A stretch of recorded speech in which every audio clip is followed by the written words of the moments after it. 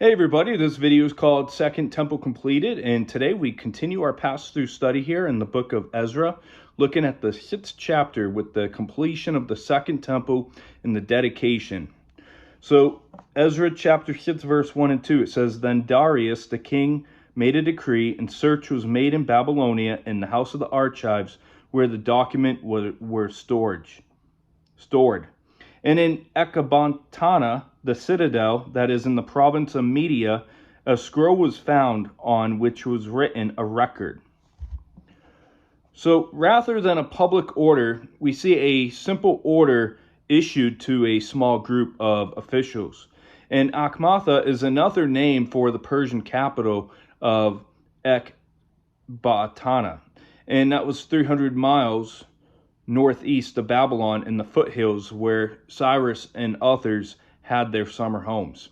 And in verse 2, a particular kind of document called a memorandum is also seen back in chapter 4, verse 15. And administrative officials, they kept the documents of administrative actions or decisions made or issues remaining to be settled to retain the details of administrative action for future reference.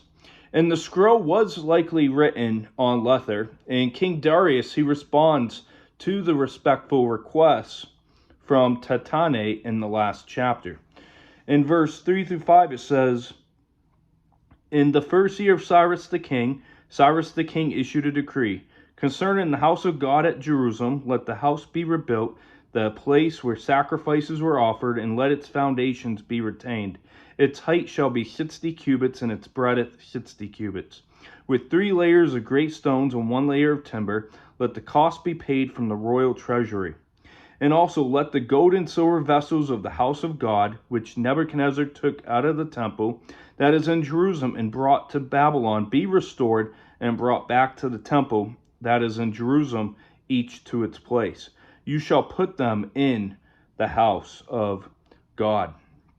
So, verse 3, the first year would be 538 BC. And these dimensions, they exceed those of King Solomon's temple back in 1 Kings chapter 6, verse 2. And in verse 4, it's probably the layer of timber provides a measure of shock proofing against earthquakes. And the cost is meant to be at the expense of state funds not mentioned back in chapter 1. And King Cyrus, he gave the limits of what they could build instead of the actual dimensions of the new structure. So here we see a remarkable example of God's providence, that there was so many of these gold and silver articles of the house of God that still existed intact, and King Cyrus commanded them to be returned. In verse 6 through 12 it says, Now therefore Tatane, governor of the province beyond the river, Shethar-Bozenah, and your associates, the governors, who are in the province beyond the river, keep away. Let the work on this house of God alone. Let the governor of the Jews and the elders of the Jews rebuild this house of God on its site. Moreover, I make a decree regarding what you shall do for the elders of the Jews, and for the rebuilding of this house of God. The cost is to be paid to these men in full without delay, and from the royal revenue, the tribute of province from beyond the river. And whatever is needed, bulls, rams, or sheep for burnt offering to the God of heaven, wheat, salt, wine, or oil, as the priests at Jerusalem require, let it be given to them that day by day without fail, that they may offer pleasing sacrifice to the God in heaven, and pray for the life of the king and his sons. Also I make a decree that if anyone alters this edict, a beam shall be pulled out of his house, and he shall be impaled on it, and his house shall be made a dunghill. May the God who has caused his name to dwell there overthrow any king or people who shall put a hand to alter this or to destroy this house of God that is in Jerusalem. I, Darius, make a decree. Let it be done with all diligence.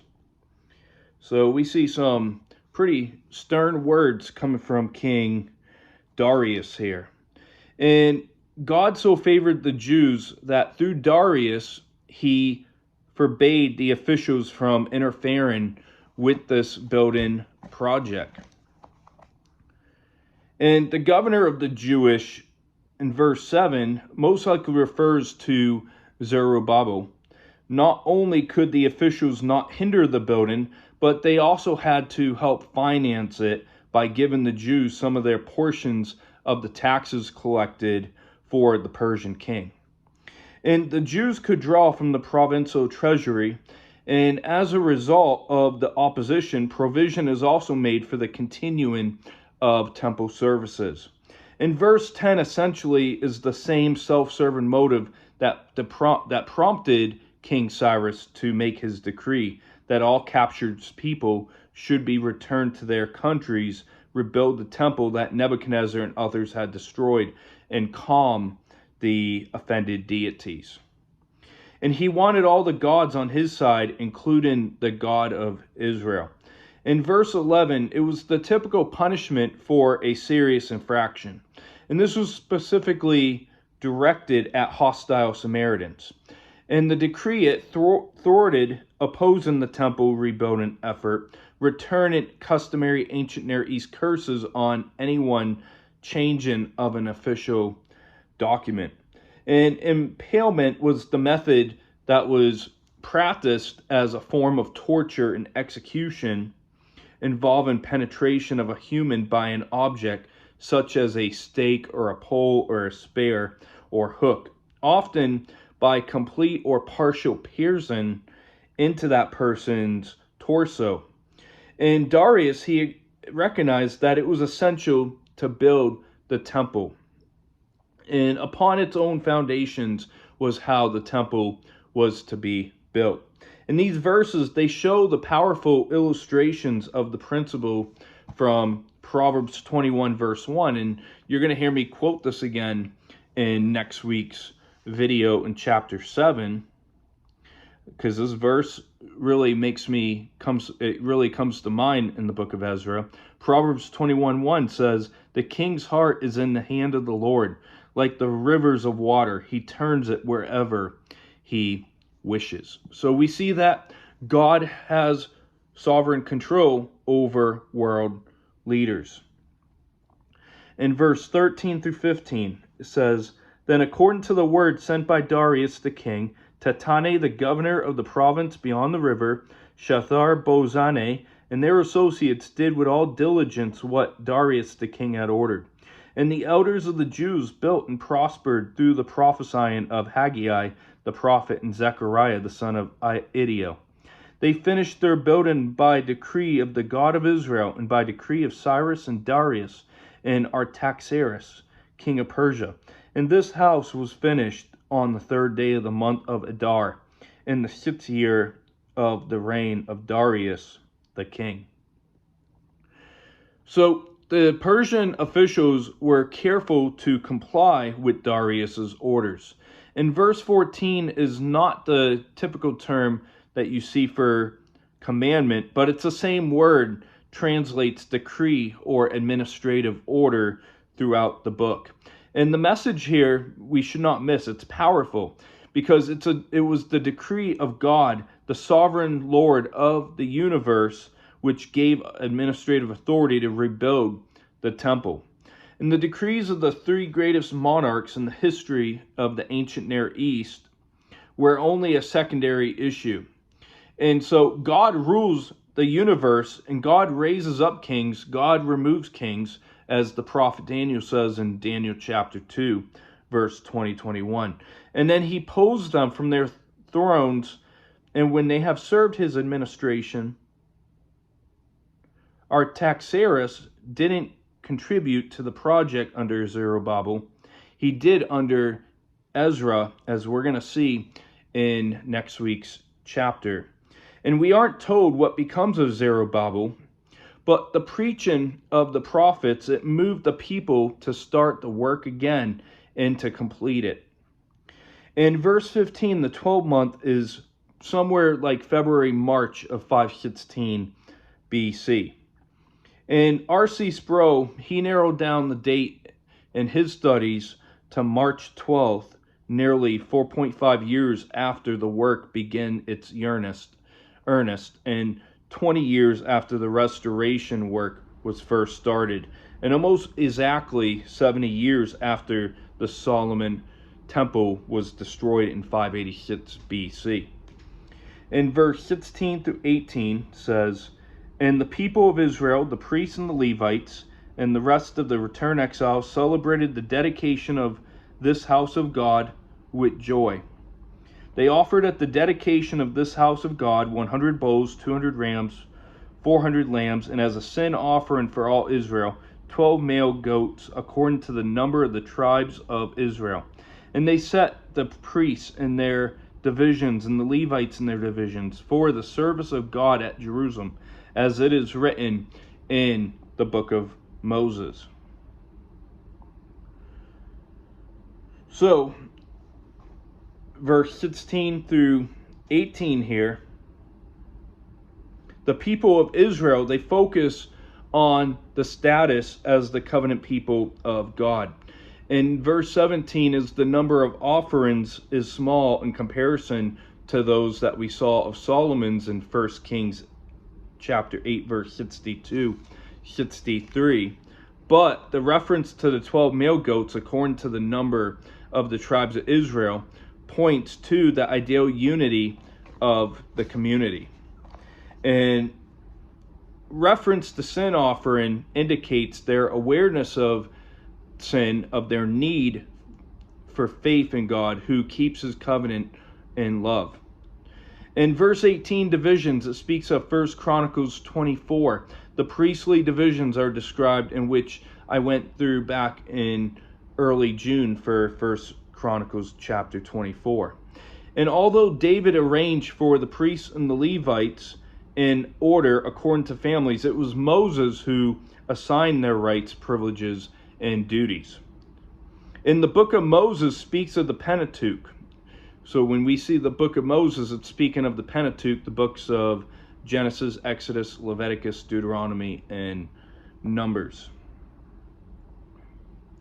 And the restored community had the book of Moses in its possession long before the arrival of Ezra.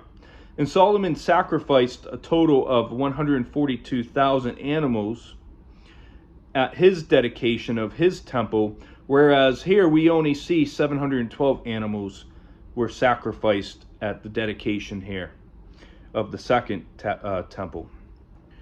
In verse 19 through 22 says, "On the 14th day of the first month, the returned exiles kept the Passover. For the priests and the Levites had purified themselves together. All of them were clean, so they slaughtered the Passover lamb from all the returned exiles for their fellow priests and for themselves. It is eaten by the people of Israel who had returned from exile, and also everyone who had joined them and separated himself from the uncleanness of the peoples of the land to worship the Lord, the God of Israel. And they kept the feast of unleavened bread 7 days with joy, for the Lord had made them joyful, and had turned their heart of the king of Assyria toward them, so that he aided them in the work of the house of God, the God of Israel." So we see through verse 22 here, 19 through 22, we have been through many Passovers, as we saw Hezekiah's just in our last study of 2 Chronicles 30. We saw Josiah's in 2 Chronicles 35. And the Passover can be seen further in detail on what it entails and everything in Leviticus 23, verse 4 through 8. In the first month here, it speaks of March and April. And R.C. Sproul recorded the date as April 21st of 515 BC, a month after the completion of the temple. And it's the first Passover celebration since the destruction of the temple 70 years earlier. In verse 21, the filth of the nations were those who were converted to Judaism, who had confessed their spiritual uncleanness before the Lord. They acted as Jews in Judaism, where they got circumcised, and they renounced idolatry to keep the Passover. And when we see in the Bible to seek the Lord God, it's a term for a true worshiper and diligently follower of the Lord. And that doesn't mean an unregenerate person's gonna seek after God. One has to be born again to enter the kingdom of God.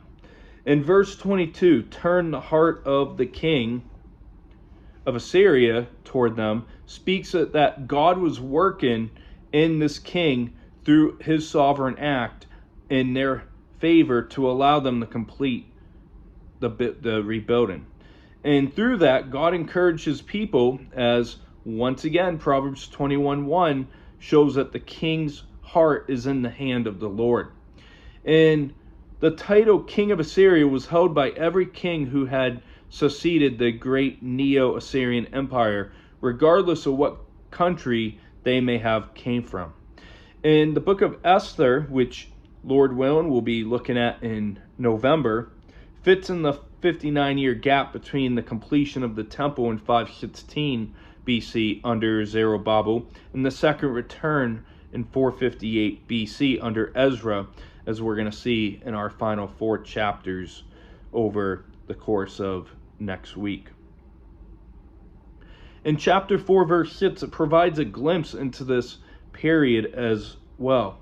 And the Feast of Unleavened Bread had lasted through the week after the Passover, as instructed in Leviticus 23, verse 6 through 8.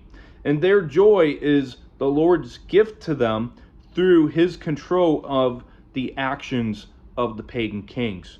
And remember that Passover remembered the central act of redemption of God taking his people in bondage out of Egypt.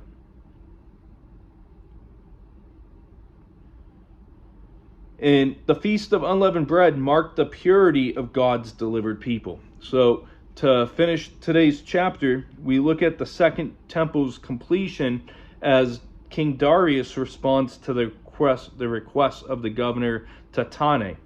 In verse 1 and 2, it shows us the diligent search of the decree of Cyrus.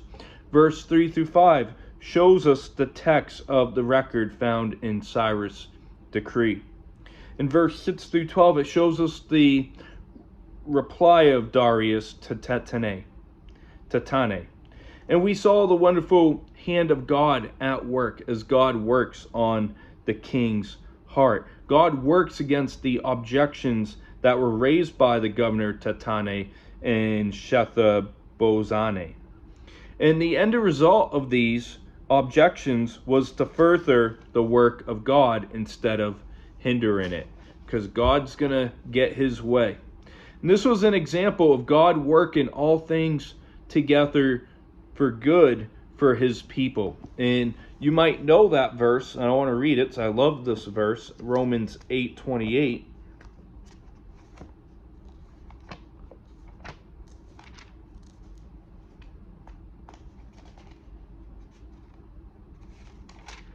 Romans 8:28 says, "And we know that for those who love God, all things work together for good, for those who are called according to his purpose." And we got to remember that second part of Romans 8:28, that not just all things work together for good for those who love God, but also are called according to his purpose, his sovereign plan. In Revelation chapter 22, verse 18-19,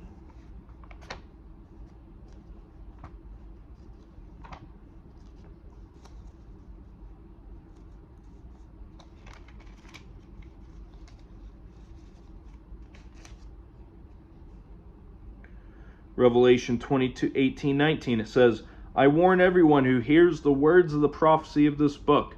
If anyone adds to them, God will add to him the plague described in this book. And if anyone takes away from the words of this book of prophecy, God will take away his share in the tree of life and in the holy city which are described in this book." So these are some scary words in the book of Revelation, that if someone adds to God's prophecy through John there, if they add or take away from Revelation, then there's going to be severe consequences. And these verses came to mind when we saw the severity of punishment in verse 11 on what would happen if people were to tamper or to alter in any sort of way the documents. In verse 13 and 15, it showed the temple being completed. In verse 16 through 18, showed the dedication ceremony of the second temple. And the chapter ended with the first Passover celebrated in the second temple here. And that's going to wrap up today's video. We'll see you next week as we're going to look at Ezra's return from Babylon. So have a great rest of your weekend. God bless. We'll see you this upcoming week.